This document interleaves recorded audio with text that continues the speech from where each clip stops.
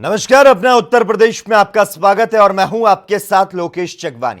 मुख्यमंत्री योगी आदित्यनाथ ने एम्स की ओपीडी का निरीक्षण किया। कुल 7 मिनट के निरीक्षण के दौरान उन्होंने डायरेक्टर को निर्देश दिया कि यहां कोविड-19 बनाया जाए। डायरेक्टर ने बताया कि कार्यदायी संस्था ने 30 जुलाई तक अस्पताल बना देने का वादा किया और इसके बाद 15 दिन के अंदर हम कोरोना मरीजों के लिए अस्पताल तैयार कर देंगे। पहले 50 बेड का अस्पताल जो है वह तैयार किया जाएगा। इसके बाद 50 बेड और भी बढ़ाए जाएंगे। पहले लेवल 1 अस्पताल बनाया जाएगा जिसमें अलक्षणिक मरीजों को भर्ती किया जाएगा। दूसरे चरण में लेवल 2 अस्पताल बनेगा जिसमें लक्षण वाले मरीज भर्ती होंगे। उन्होंने कहा कि एम्स की ओपीडी शुरू कर दी गई है। टेलीमेडिसिन के जरिए मरीज देखे जा रहे हैं। तो मुख्यमंत्री योगी आदित्यनाथ ने एम्स की ओपीडी का निरीक्षण किया और कुल 7 मिनट के निरीक्षण के दौरान उन्होंने डायरेक्टर को निर्देश दिया कि यहां कोविड-19 बनाया जाए।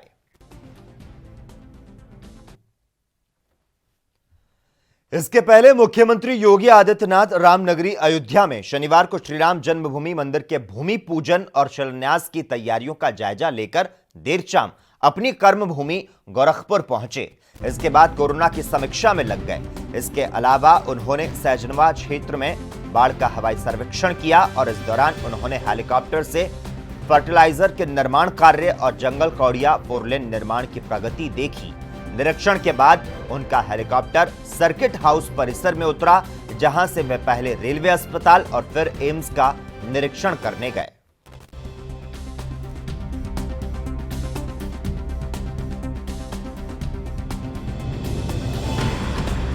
को विनम्र श्रद्धांजलि अर्पित करता हूं, जिन्होंने 1999 में पाकिस्तान के द्वारा अनधिकृत घुसपैठ को पूरी मुस्तैदी के साथ जवाब देकर के पाकिस्तान के मंसूबों पर पानी फेरा था। भारत के बहादुर जवानों ने विषम भौगोलिक परिस्थिति के बावजूद जिस शौर्य और पराक्रम का परिचय कारगिल युद्ध के समय दिया था, आज का दिवस अपने उन बहादुर जवानों के प्रति नमन करने, शहीद हुए जवानों के प्रति विनम्र श्रद्धांजलि का एक अवसर है। पूरे देश ने अपने बहादुर जवानों की शौर्य और पराक्रम पर गौरव की अनुभूति की, तो शहादत पर सभी ने अपने बहादुर जवानों के प्रति अपनी श्रद्धांजलि भी अर्पित की।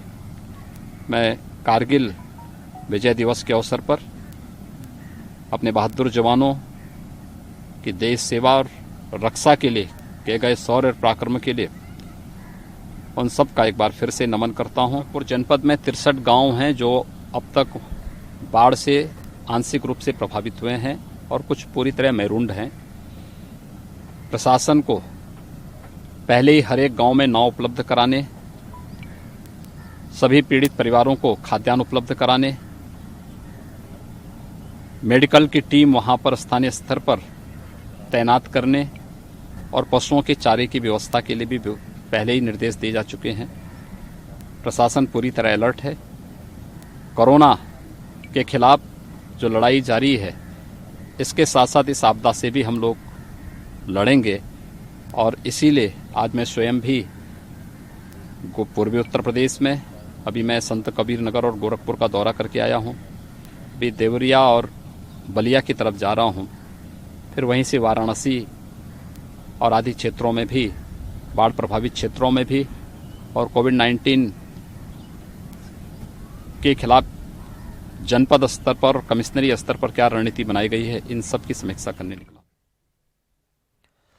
वहीं राम मंदिर ट्रस्ट के महासचिव चंपत राय ने एडवाइजरी जारी की है। चंपत राय ने एक वीडियो जारी कर बताया कि हिंदुस्तान के 10 करोड़ परिवारों के लोग अपने घरों में बैठकर भजन कीर्तन करें, आरती करें, भगवान से प्रार्थना करें। तो साथ ही उन्होंने कहा कि प्रधानमंत्री के हाथों राम मंदिर के भूमि पूजन का दिन स्वतंत्र भारत के इतिहास का सबसे ऐतिहासिक क्षण होगा। स्वतंत्र भारत के महान वर्तमान प्रधानमंत्री माननीय नरेंद्र भाई मोदी जी अगस्त के प्रथम सप्ताह में अयोध्या आ रहे हैं। वे श्री राम जन्मभूमि मंदिर के निर्माण कार्य का शुभारंभ करेंगे। उस कार्यक्रम का सीधा प्रसारण दूरदर्शन द्वारा किया जाएगा। दुनिया में रहने वाला प्रत्येक राम भक्त, प्रत्येक भारतीय उस प्रसारण को सीधा सीधा देख सकेगा। इसलिए देश की जनता से निवेदन है कि कोरोना को ध्यान में रखते हुए, यातायात की कठिनाइयों को ध्यान में रखते हुए वो अयोध्या आने का विचार त्याग दें, अपने घर में ही उत्सव मनाएं। प्रातःकाल 11:30 बजे से 12:30 बजे तक अपने घर में सामूहिक बैठकर पास पड़ोस के मंदिर में इकट्ठे होकर भगवान का भजन कीर्तन करें, पूजा करें, पुष्पांजलि दें, प्रसाद बांटें और सूर्यास्त के समय दीपक जलाएं। जिस दिन मंदिर के निर्माण कार्य का प्रारंभ प्रधानमंत्री करें, वो दिन हिंदुस्तान में उत्सव का दिन हो। ये एक ऐतिहासिक अवसर है। हिंदुस्तान बदल रहा है। हिंदुस्तान अब विदेशी गुलामी के चिन्हों से मुक्ति पाना चाहता है। ये एक स्वतंत्र भारत का सबसे महत्वपूर्ण और हिस्टोरिकल इवेंट होगा। अयोध्या में 5 अगस्त को राम मंदिर का शिलान्यास होने वाला है और ऐसे में बहुत सी प्रतिक्रियाएं जो हैं वो सामने आ रही है और इन्हीं प्रतिक्रियाओं पर राम जन्मभूमि ट्रस्ट के अध्यक्ष महंत नृत्य गोपाल दास का बयान सामने आया। महंत नृत्य गोपाल ने कहा कि जो काम हो रहा है उसमें विघ्न डालना ठीक नहीं है।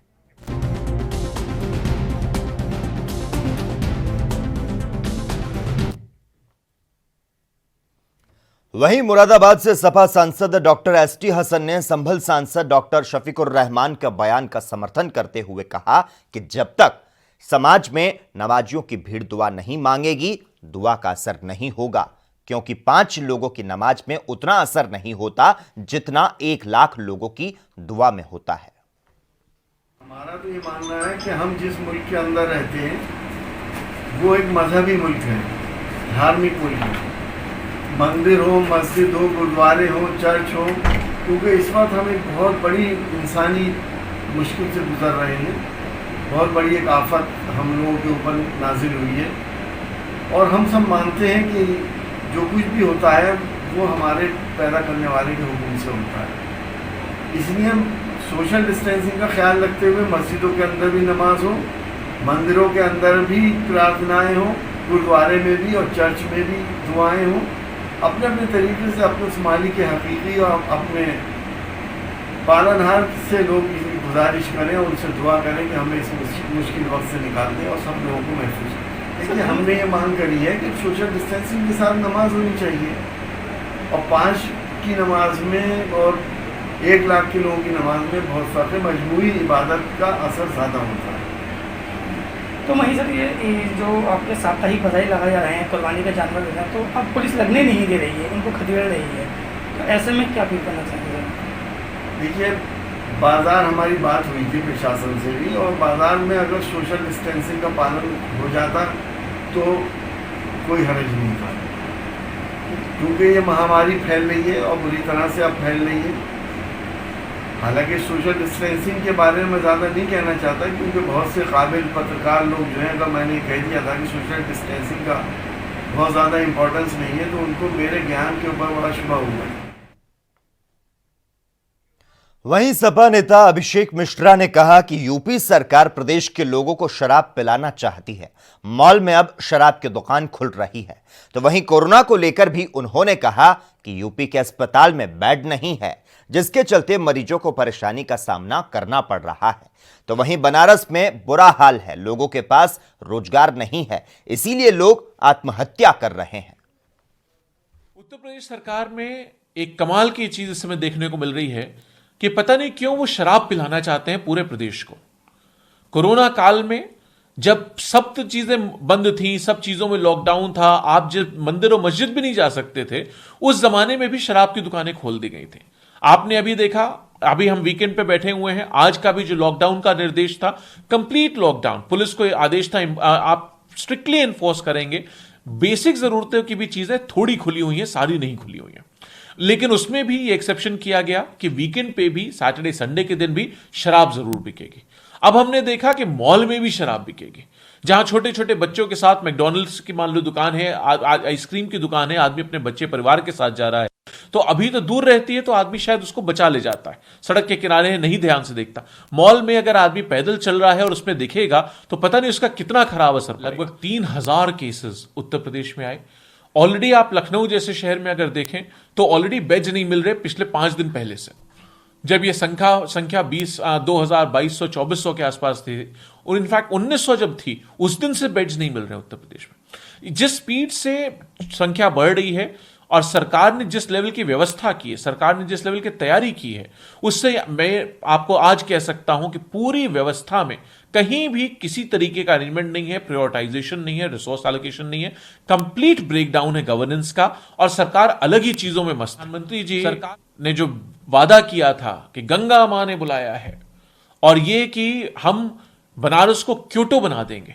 आप आज भी जाकर के देखिए, अभी कुछ दिनों पहले, 2-3 दिन पहले भी फोटोज जो चल रही थी, इतने गड्ढे सड़कों पर, न चलने की जगह, न काम करने की जगह, न रोजगार, न व्यापार। और जो बुनकरों का ट्रेडिशन, एक व्यापार, एक काम, एक हुनर, एक कला, एक स्किल जो सैकड़ों साल पुरानी है बनारस में, उसको भी धीरे धीरे बिना सपोर्ट के सरकार ने इस कगार पे पहुंचा दिया है कि लोग उसमें आत्महत्या कर रहे हैं। बिजली के दाम ऐसे पहुंच गए हैं कि उत्तर प्रदेश में कि आसपास के कई प्रदेशों के मुकाबले अगर आप देखेंगे तो कई गुना ज्यादा दाम है उसके। तो ऐसे में कोई आदमी कैसे व्यापार करेगा, कैसे काम करेगा, कितने में बेचेगा जो उसको रिटर्न मिले। सरकार से मैं अपील करता हूं कि बुनकरों को सब्सिडाइज रेट पर, प्रधानमंत्री जी की कॉन्स्टिट्यूएंसी और क्या चाहिए इस देश में। देश आज कारगिल विजय दिवस मना रहा है, लेकिन कारगिल युद्ध में भूमिका निभाकर विजय पदक का सम्मान पाने वाले बीएसएफ जवान अपने साथ हुए ठगी को लेकर थाने और चौकी के चक्कर काट रहे हैं। वर्तमान में भारत बांग्लादेश बॉर्डर पर देश की रक्षा के लिए तैनात ये जवान अपने घर में पिछले 7 वर्षों से ठगे गए पैसे निकालने के लिए मुश्किलें झेल रहा है।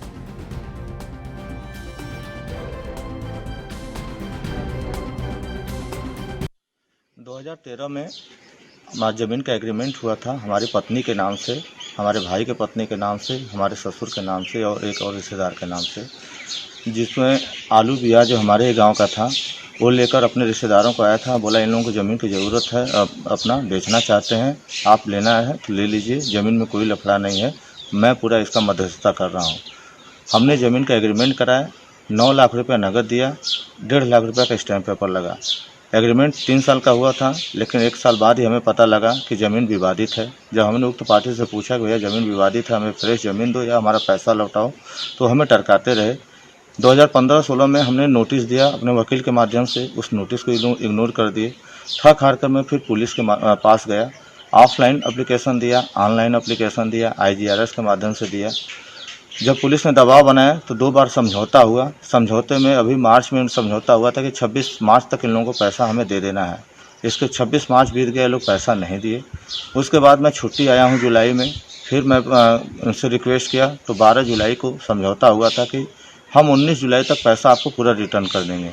19 जुलाई बीतने के बाद पैसा तो हमें नहीं मिला, बल्कि हमें गलत तरीके से लोग फंसाने की कोशिश किए। बिल्कुल कारगिल वार के समय हम लोग, चूँकि मैं 1997 में ज्वाइन किया था BSF, 1 साल में सांबा बॉर्डर पर रहा। उसके तुरंत बाद हमारी तैनाती हुई कारगिल वार के समय LOC गुरेज सेक्टर में। वहाँ पर हमें टास्क दिया गया था कि एक आपको पोस्ट कब्जा करना है। उस पोस्ट पर हम लोग चढ़ाई चढ़े थे, लगभग 16,000 की हाइट थी। हमारे 11 जवान थे, 11 जवान में से 3 जवान शहीद भी हुए थे। हम पहुँचे वहाँ पर, पोस्ट कब्जा के, भारत का तिरंगा झंडा फहराए हम लोग अपने देश का, और उस पोस्ट का नाम अपने कंपनी कमांडर के नाम पर अमृत पोस्ट रखा गया था। उस पोस्ट 2013 का मामला है, 7 साल करीब बीत गए हैं। आपको क्या लग रहा है, जिस तरीके से जान की बाजी लगाकर सरहद पे आप सुरक्षा करते हैं देश के नागरिकों की, और यहाँ आके क्या महसूस करते हैं? बिल्कुल, हमें महसूस होता है कि हम तो देश की सरहद की रक्षा करते हैं, रात दिन बॉर्डर पर रहते हैं, चाहे धूप हो, तूफान हो, बरसात हो, हर समय बॉर्डर पर रहते हैं। लेकिन जब हम सिविल में आते हैं तो हमें लगता है कि नहीं, जैसे हम समाज से बड़े कटे हुए हैं, हम लोगों को पहचान नहीं पाते। अपना उत्तर प्रदेश में खबरों का सिलसिला लगातार जारी रहेगा। यहां पर हम रुकते हैं एक छोटे से ब्रेक के लिए।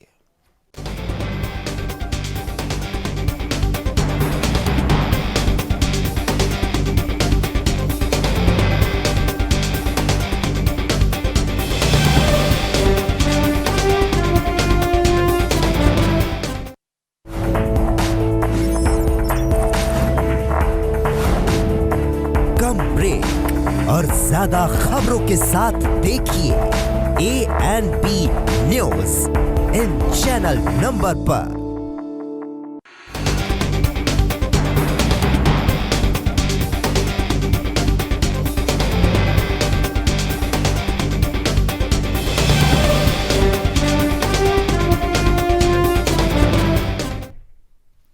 ब्रेक के बाद अपना उत्तर प्रदेश में एक बार फिर से आपका स्वागत है। कृष्ण नगरी मथुरा के कस्बा मांट क्षेत्र के गांव में उस समय दबंगों का कहर दो मासूमों पर टूट पड़ा जब धार्मिक अनुष्ठान के लिए आए फलों में से उन्होंने कुछ फल खा लिए और इसी पर नाराज दबंगों ने उन्हें रस्सी से बांधकर जमकर पीटा।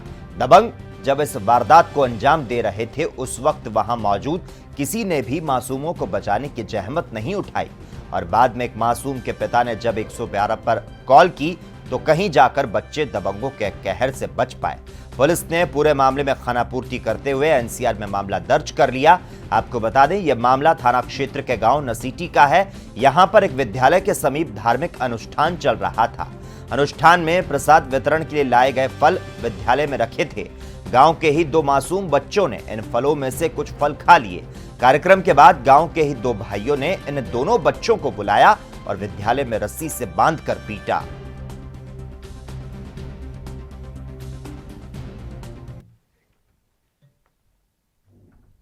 मुरादाबाद के थाना सिविल लाइन क्षेत्र में उस समय हड़कंप मच गया जब शौचालय के विवाद को लेकर एक भाई ने दूसरे भाई पर धारदार हथियार से हमला कर दिया।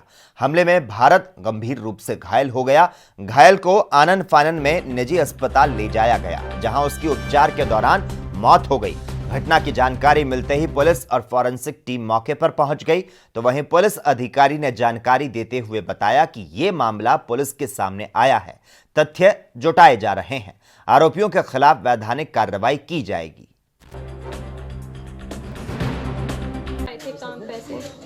काम पहचान के लैट्रिन का मोड़ खोल रहे थे। मुझे परेशानी थी, इधर लाइन ही इधर वो ही कहीं जगह न थी, मिलक रही थी। मैंने इधर को जाने नहीं देती, ये गाली देती तो मैं बोली मन का छोटा सा मोड़ा रास्ते के लोगों खोल दो ताकि मैं चली जा करूँ अंदर को।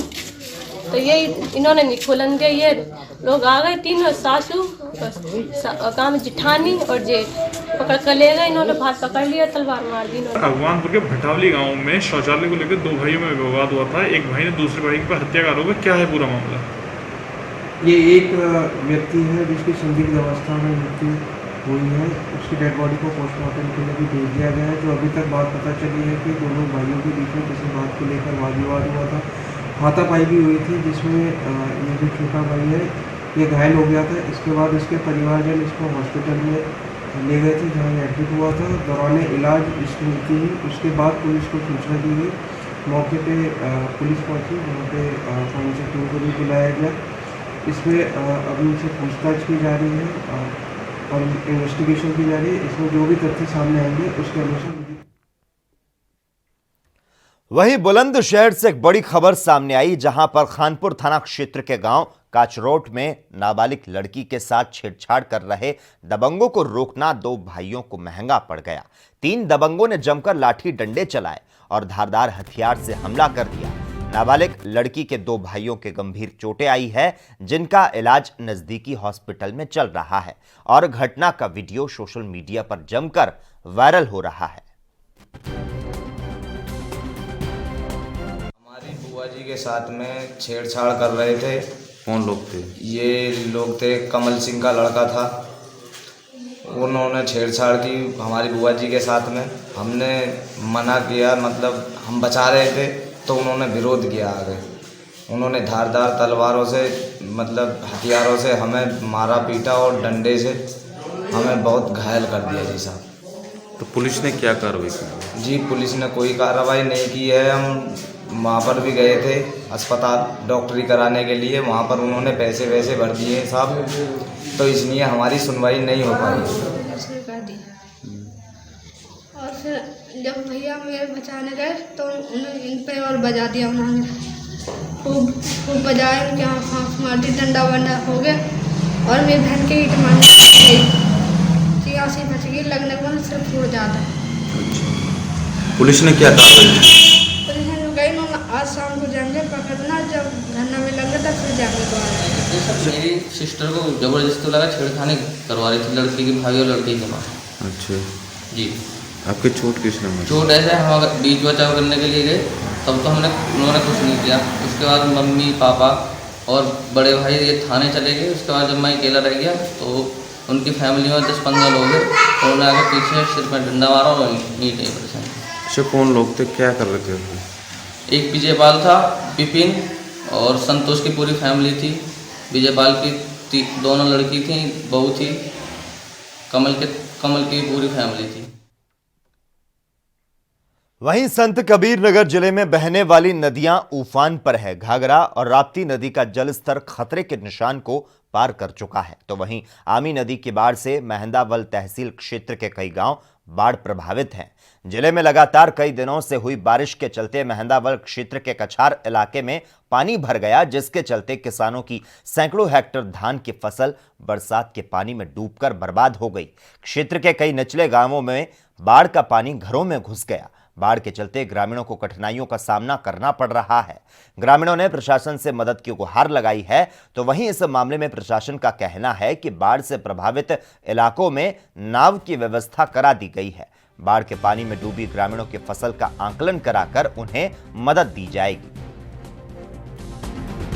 क्योंकि हर रोज मतलब बढ़ ही रहा, अगर मतलब जो है कि तो इसीलिए हम लोग ऐसा लग रहा मतलब कि हमको घर भी छोड़ना पड़ जाएगा। इसलिए हम मतलब प्रशासन से मतलब सरकार से मतलब दरख्वास्त करते हैं मतलब कि हमारे लिए में कोई बंदोबस्त करे वो।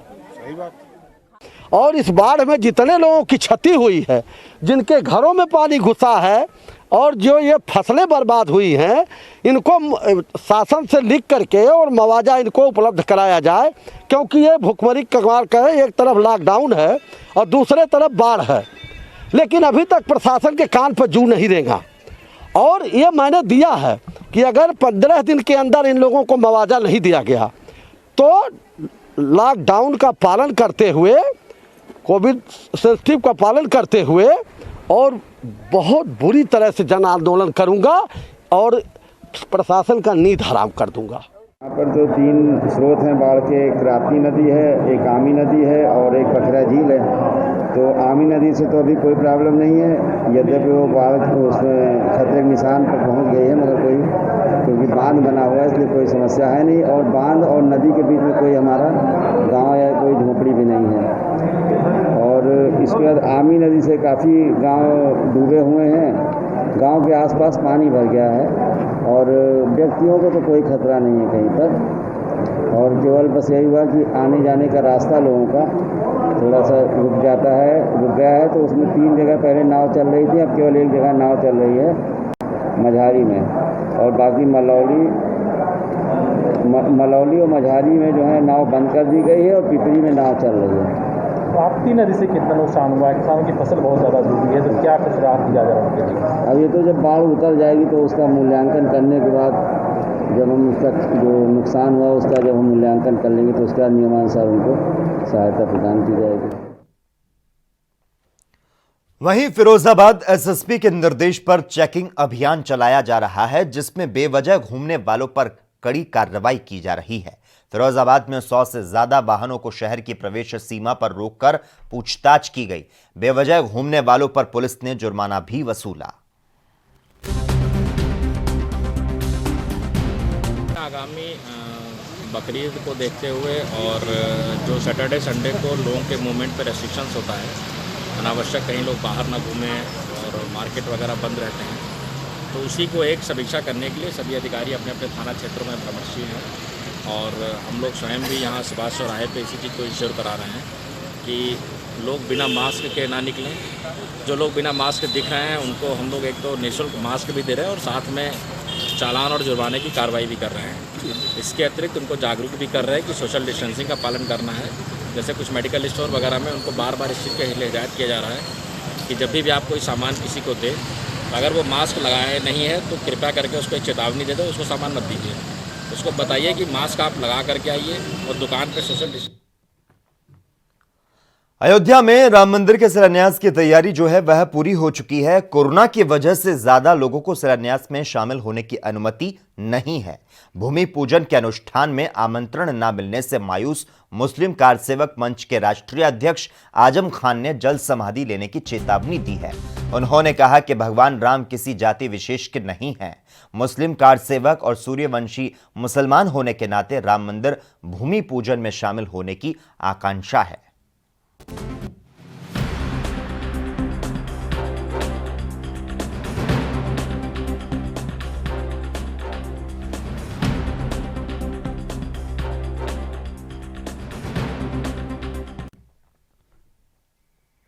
वहीं सीतापुर में सरकार के निर्देश के बाद पुलिस की ताबड़तोड़ कार्रवाई देखने को मिली। अब बदमाशों पर कहर बनकर सीतापुर पुलिस टूट रही है। एसपी आरपी सिंह ने कई बड़े अपराधियों पर शिकंजा कसा। जानकारी के अनुसार 100 से ज्यादा बदमाशों पर गुंडागर्दी के एक्ट के आधार पर कार्रवाई की गई और इस कार्रवाई से अपराधियों में हड़कंप मच चुका है। तो साथ ही अवैध असलहा रखने वालों पर पुलिस का डंडा चला और 102 लोग गिरफ्तार किए गए। इनके अलावा 16 हत्यारे, 5 डकैत, 8 लुटेरे, 29 दुराचारी, 25 दहेज लोभियों को जेल भेजने की बड़ी कार्रवाई सीतापुर पुलिस के द्वारा की गई।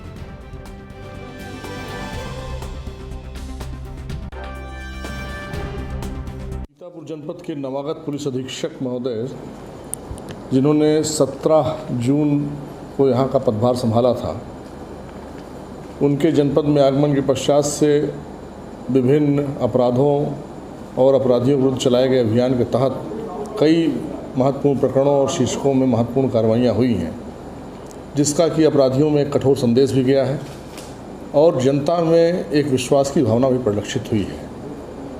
यह अभियान जो अपराधियों के विरुद्ध चला है, यह अब और दृढ़ता से आगे चलता रहेगा। जो महत्वपूर्ण कार्रवाइयाँ हुई हैं इस दौरान, उसमें गैंगस्टर एक्ट के 13 अभियोग पंजीकृत हुए हैं, जिनमें 75 अभियुक्तों के विरुद्ध गैंगस्टर एक्ट लगाया गया है। इसमें गोवध के 25 आरोपी हैं, 23 लुटेरे, 4 हत्या के और 23 नकबजन और चोर शामिल हैं। इसमें जो गैंगस्टर का 14(1) के तहत जो कार्रवाई है, वो भी 9 कार्रवाई की जा चुकी हैं, जिसमें 6,80,000 रुपये के मूल्य के संपत्ति जब्तीकरण कार्रवाई, अन्य कुछ प्रकरणों में कार्रवाई जिलाधिकारी सीतापुर के स्तर पर प्रचलित है। NSA के अंतर्गत भी महत्वपूर्ण कार्रवाइयाँ हुई हैं। इसमें एक थाना महोली में एक नाबालिग बालिका के साथ बलात्कार की घटना हुई थी और एक थाना मानपुर व थाना मिलिया सुल्तानपुर में भी।